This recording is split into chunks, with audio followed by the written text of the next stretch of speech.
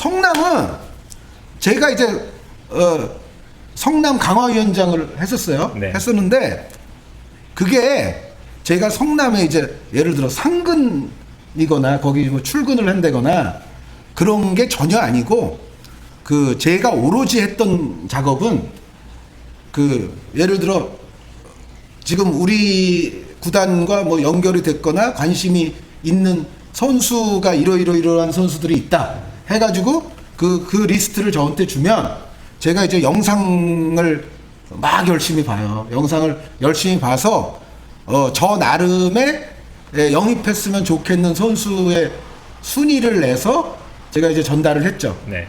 그거밖에 안 해요. 그러니까 이제 무슨 얘기냐면은 그런데 예를 들어 제가 거기서 뭐 1등, 2등, 3등으로 지목했던 선수들이 영입이 되느냐? 그것도 아니죠. 그건 아닌 거죠. 그러니까 제가 그런 걸 이제 집행하거나 뭔가 제 직권으로 뭐를 한 일이 있다고 한다면 저는 그 시즌 성남의 그 강등에 엄청난 죄를 지은 거지만 물론 제가 저 하위 스플릿으로 성남이 내려갔을 때 네. 제가 사실은 먼저 그만뒀어요. 그러니까 기자분들한테 여태까지 감사했습니다. 저는 오늘부로 이제 성남 강화위원장직을 물러납니다. 네. 제가 다 문자 돌리고 제가 그 6위 안에 못 든 그날로 저는 사실 제가 그냥 사퇴를 했거든요. 네.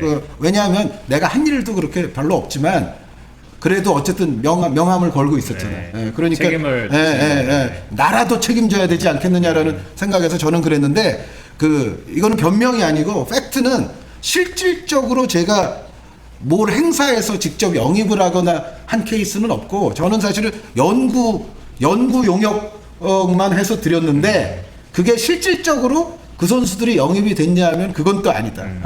그러니까 결국은 제가 그렇다고 뭐 당시 뭐 성남의 수뇌부에게 그 책임을 전가하는 건 아니고 구단이 할 수 있는 또 범위와 사정이 있잖아요. 그리고 어차피 영입을 하려면 또 감독님의 의중과도 맞아야 되고 팀의 재정 상황과도 맞아야 되고 그래서 사실 제가 좀 저 선수는 오면은 정말 크게 도움이 될 것 같다 싶은 선수들은 궁극적으로는 오지 못했다. 그리고 댓글에 황의조는 위원님이 키우신 거라고 댓글에 나왔어요. 저거는 이제 제가 황의조 선수 아시안 게임 대표 이런 거 뽑혔을 때 좀 안 좋은 얘기를 했었죠. 네. 실제로. 그러니까 가급적이면은 요번에는 황의조 선수는 조금 자제했으면 좋겠다. 그런 이야기를 한 거는 제가 정말 솔직히 말씀드리자면 그 당시에 대한축구협회가 정말 어려웠습니다.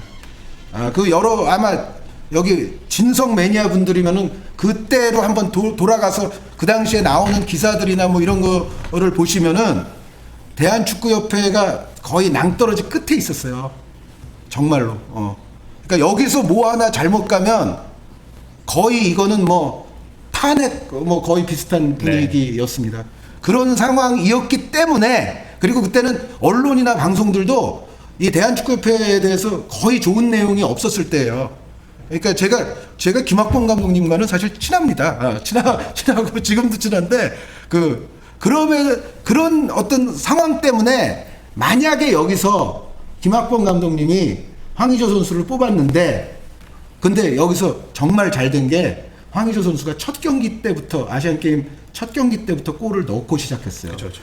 굉장히 가슴을 쓸어내려. 왜냐하면 만약에 황의조 선수도 여러 가지 그런 얘기가 있다는 걸 본인이 아는데 첫 경기에서 만약에 예를 들어 헛발질 몇 번 하고 시작했으면 그 다음부터는 부담이 돼가지고 아마 제 실력이 안 나왔을 텐데 정말 다행스럽게도 황의조 선수가 첫 경기에 골을 넣고 시작한 게 정말 그 뒤로도 쭉 잘 갈 수 있는 저는 원동력이었다고 생각되는데 만약에 그때 황의조 선수가 정말 그 부담감 속에서 여차해서 실력을 제대로 못 발휘하는 상황이 되면 거의 그때 대한축구협회는 파탄 분위기였습니다. 진짜로. 저희 1화 때 이제 대한축구협회 직원분이 나오셨거든요.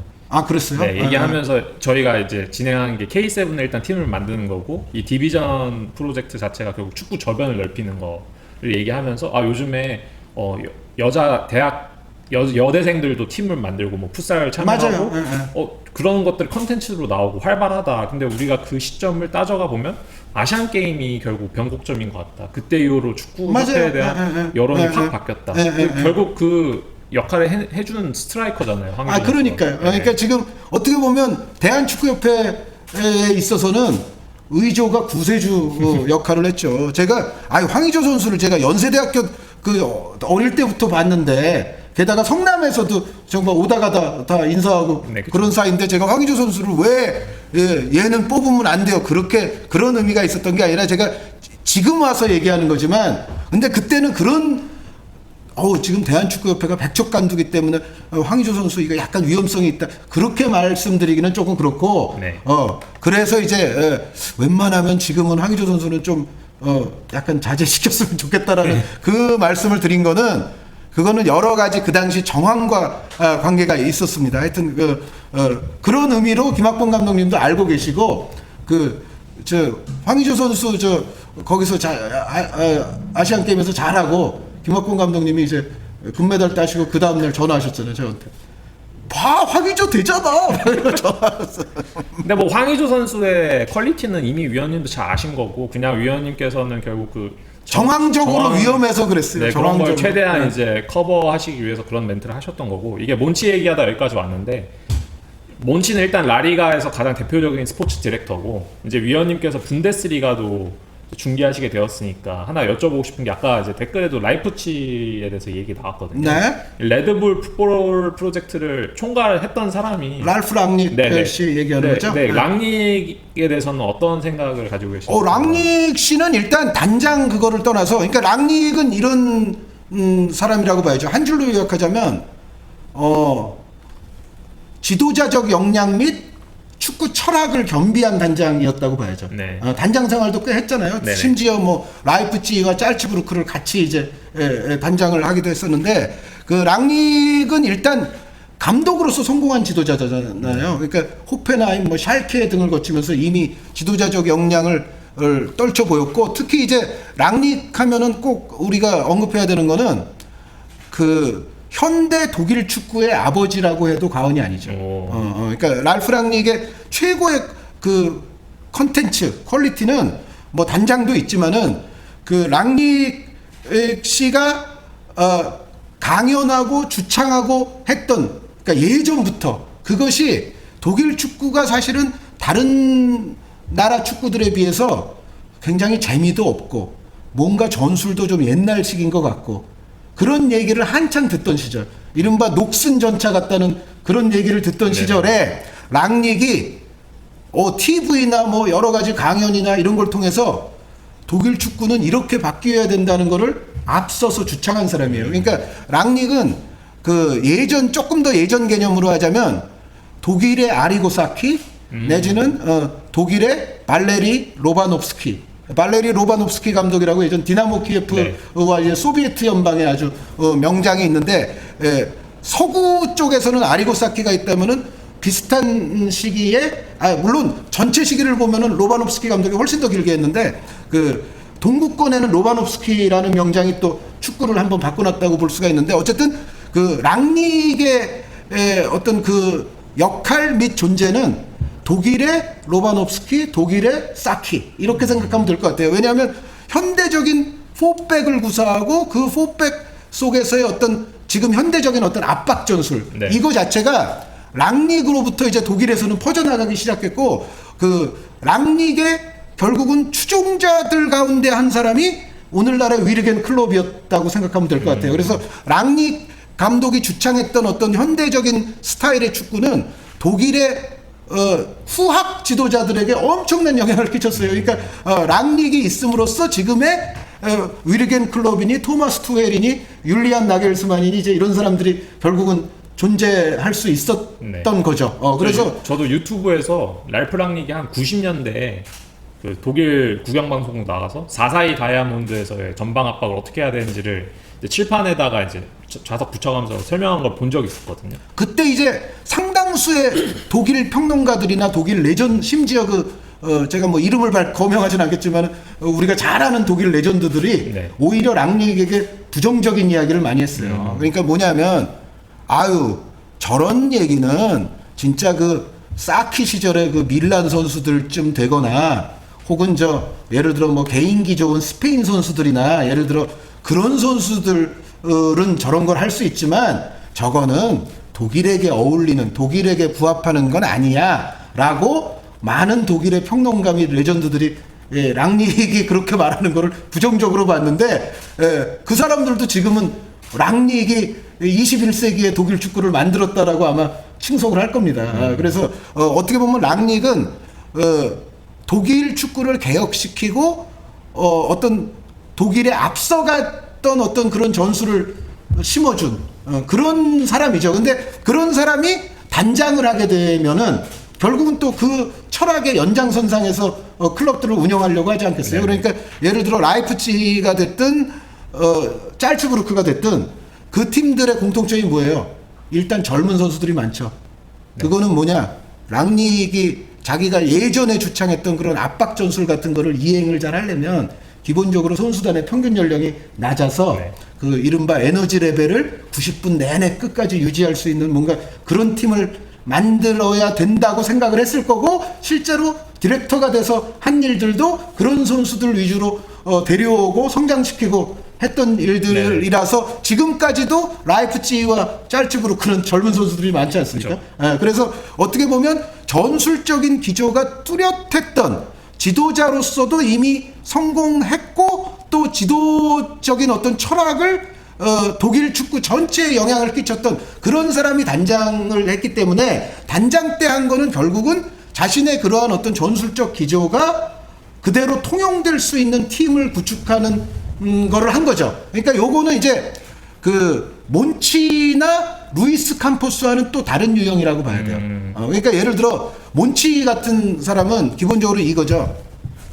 세비야가 예나 지금이나 그렇게 돈을 많이 쓰는 클럽은 아니에요. 요즘은 그래도 쓸 때는 약간 쓰지만 그래봤자 다른 빅리그의 빅클럽들에 비하면은 세비야가 순위나 트로피나 성적에 비해서는 여전히 돈을 별로 안 쓰잖아요. 네. 그런데 몬치 단장은 항상 가성비를 따지는 사람이죠.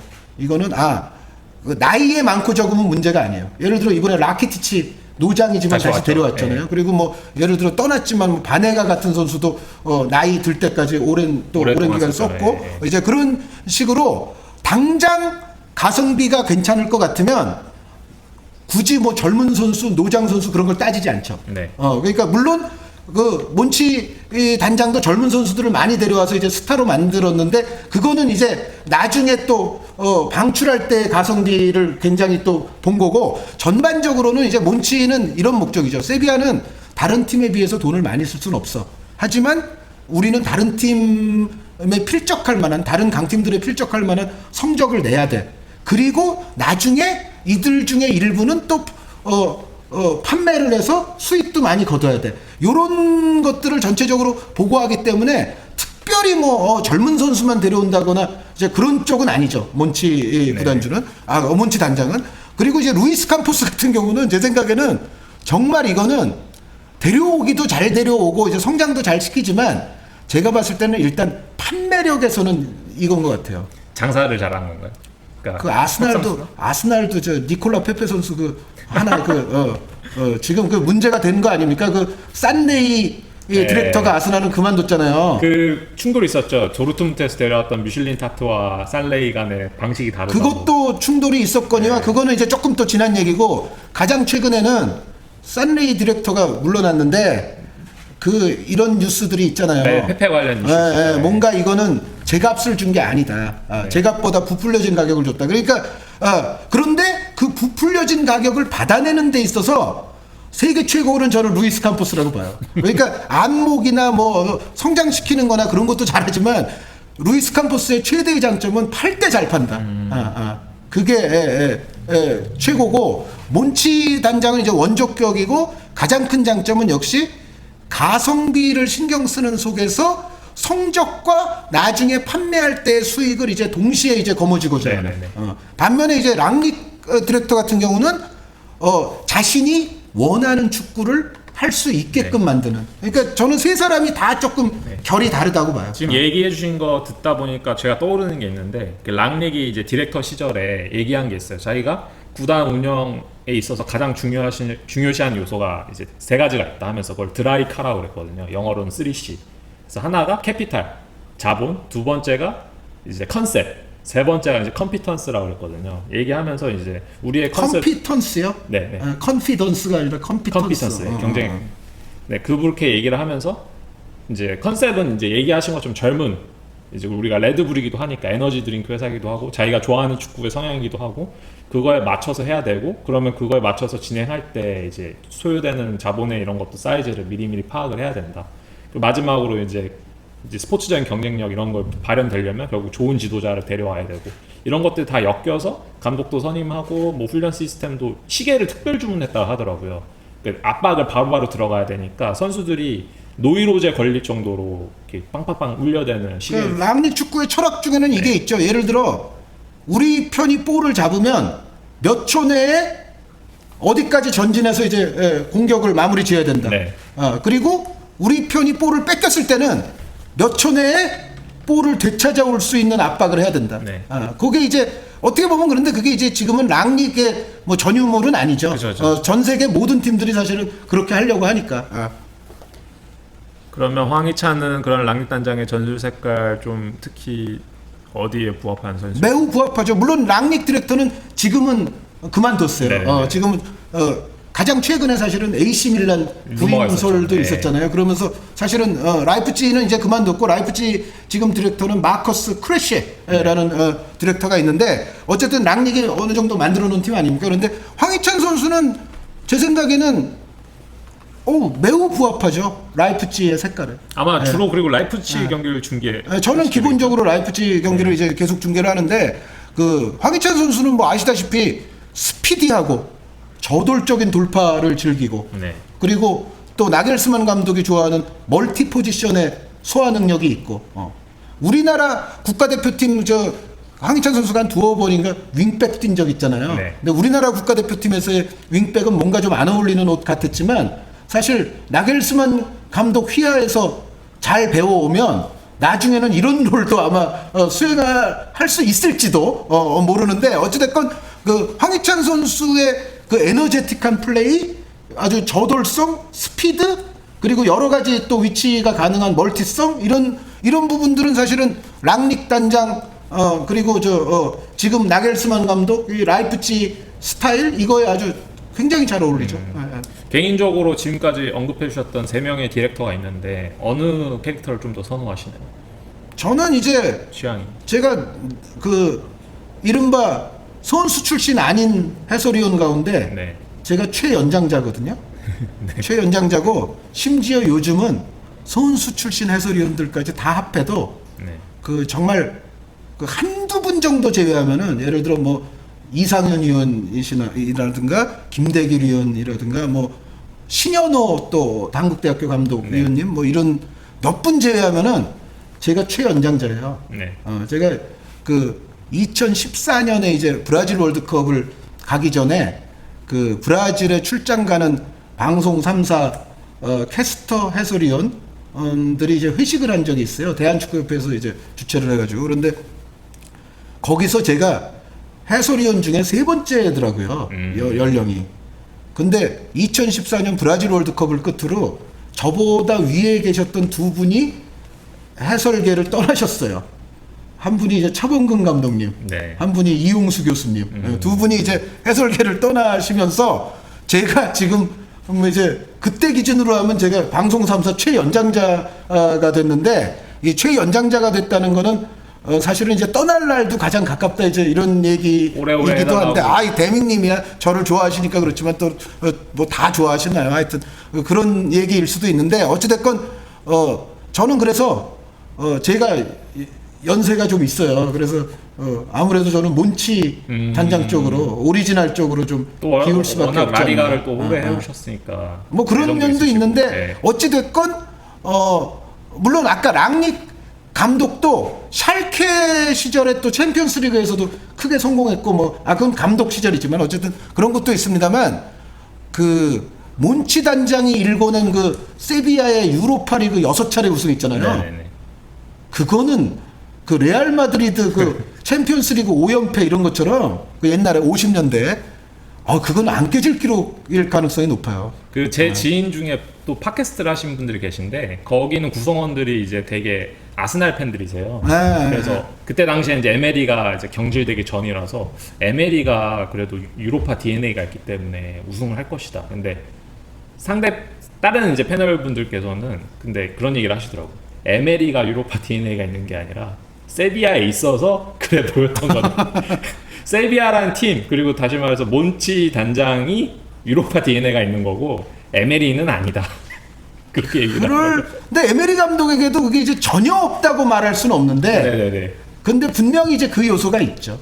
그 요소가 분명히 있어요. 그러니까 세비야가 예를 들어 예전에 이제 유로파 주름 잡을 때 보면은 세비야는 사실은 매년 선수가 많이 바뀌잖아요. 네. 그러니까 아까도 말씀드린 것처럼 돈이 그렇게 돈을 뭐 풍족하게 쓰거나 그런 클럽이 아니기 때문에 매년 선수단이 코어에 해당되는 선수들까지 심지어 이제 많이 바뀌고 나는데 그럴 때마다 보면은 약간 이제 컨셉들이 달라지지만 유럽 무대에서 상당히 잘 통할 수 있는 컨셉들로 그 한 해 한 해 팀을 잘 만들어요. 그러니까 예전에 한번 그때는 이제 리버풀 꺾고 우승할 때인데 유로파 리그에서 네네. 그때는 세비야가 어떤 컨셉이 있었냐면은 거한 선수가 정말 많았어요. 그러니까 우리가 보통 이제 라리가 팀하고 프리미어리그 팀하고 붙으면 사실은 키 큰 선수들은 통상 프리미어리그 팀들이 앞서지 않습니까? 네네네. 그런데 그 당시 세비야는 어떤 EPL 팀이 와도 스토크 시티 정도가 오지 않는 한 웬만한 EPL 팀들보다 아마 거한이 더 많았을 거예요. 그러니까 예를 들어 그 미드필드에는 이보라 같은 선수가 있죠. 예를 들어 뭐 은존지 선수 같은 선수 있죠. 그렇죠. 그리고 공격진에는 그 선수 있었어요. 페르난도 요렌테 선수. 물론 그때도 요렌테 선수는 세비야에서 교체 멤버긴 했지만은 네. 그러면 뭐 센터백에 뭐 아딜 라미 같은 센터백들도 커다랗고 미드 중원 공격진 할 것 없이 다 커다란 선수들이에요. 네. 그래서 그러니까 EPL 팀이나 뭐 독일 팀하고 붙어도 일단 이른바 떡대에서 안 밀려. 오히려 앞서면 앞서지. 예. 그때 진짜 은존지 이보라 있었을 때 진짜 거한의 팀이었어요. 거한이 많았어요. 그런가 하면 어떤 시즌은 상당히 또 발재간이라든가 어떤 점유율 그런 쪽에 유리한 팀을 또 만들어놔요. 네네. 그래서 근데 이거를 1년마다 막 그렇게 할 때가 있었거든요. 네. 그건 대단히 놀라운 일이죠. 대단히 놀라운 일이고 그 세비야가 만들어낸 선수들을 보시면은 이른바 레전드가 적지 않아요. 네. 다니 알베스에게 한때 라이트백 위치에서 밀려나 있었던 세르히오 라모스. 예전에 알베스 라모스 선수가 같이 세비야에 있었던 때가 있었는데 그 라모스 선수가 요즘은 뭐 센터백이 이제 돼 있으니까 상관이 없겠지만 라이트백에서 경쟁하던 때도 있었거든요. 그럴 때 이제 알베스가 주전, 라모스는 막 벤치 막 이럴 때도 있었는데 그 또 이반 라키티치 선수 다 레전드들 아닙니까? 세비야가 만들어낸 레전드들이 많죠. 요즘은 뭐 나바스라던가 헤수스 나바스 선수 정말 모범적이에요. 떠났던 이제 우리 에이스 바네가 선수는 뭐 전체 축구에서 레전드라고 하면은 조금 이제 어폐가 있을지 몰라도 바네가 선수를 오래 보셨던 분들은 그 선수의 기량과 특징을 잘 아실 겁니다.